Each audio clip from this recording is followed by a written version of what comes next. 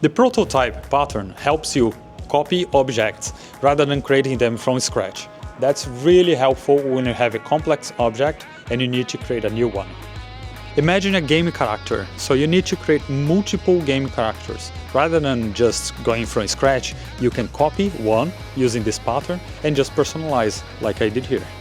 Think about prototyping like copying a Google Doc. You have the same functionality and you can make small tweaks. It's much easier than starting from scratch. Okay, and now it's time to show you how prototype pattern works. Basically, we start with a class, and that class has to have a clone method. So we can make sure we have a deep copy of that same class, because we don't want to build everything from scratch. So I'll show you an example. For this game character, I start for the first time as a hero, 10, and some properties. But I need a second character here.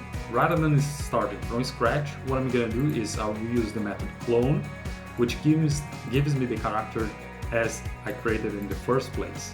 Then what I can do is change and tweak some small properties inside that class, which is name and level. When I print that, let's do that so you can see how it works. We're gonna have now two heroes, pretty much hero and dark hero, and you can see that they are not the same class.